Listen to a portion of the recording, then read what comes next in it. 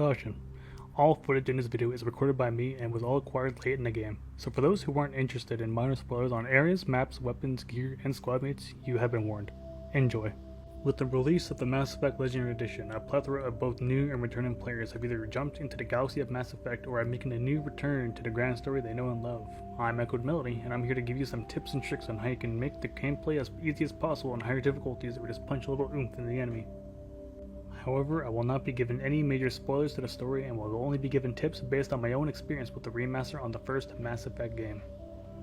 On higher difficulties, be sure to do all the side missions and quests, as these will grant some experience, affinity, and gear sometimes, that will make acquiring stronger weapons much easier for the main missions in the game. Acquiring money in the first game is arguably the easiest of the trilogy, but it's pretty scarce at the start, so whenever you get the chance, always be sure to sell all your gear you don't need to Dr. Michelle on the Citadel, as she will buy your weapons and armor for double the price than anywhere so long as you do her side quest after becoming a Spectre. As a side note, when you level up enough, the best weapons and armor will become available for you to buy at the CSEC Requisitions Officer. I can't stress this enough, but always make sure to save your game before you do a major decision or you're going to a big gunfight, as this will make it less likely that you will mess up or have to spend a bit of time to get back to your point. In gunfights, you can aim from behind cover like this to do easy damage and still be protected from enemy fire, so long as you aren't getting rushed or surrounded. Another side note, you can open the weapon wheel on the controller or console and change your aim to follow enemies so that you aren't wasting time to fully turn around for a cheap shot on the enemy. Pretty easy.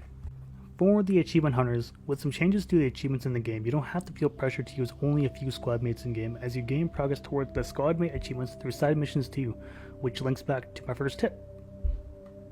Be sure to abuse the physics in the game as you can infinitely juggle enemies on the ground or air with biotic abilities. You can also do this with snipers and shotguns. When you put upgrades and components in your gear, be sure to give your squad mates helpful upgrades that will puncture armor, set enemies ablaze or freeze them to lessen their accuracy so that you can keep punching main damage or be the backup if you want.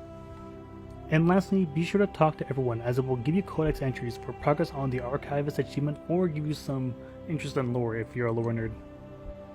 With a quick end note, I don't want this to be a definitive set of guidelines you should always follow, but to consider as you play along.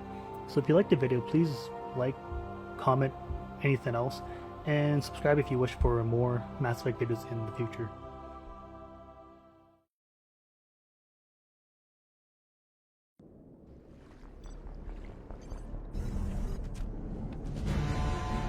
Anderson, what are you doing here?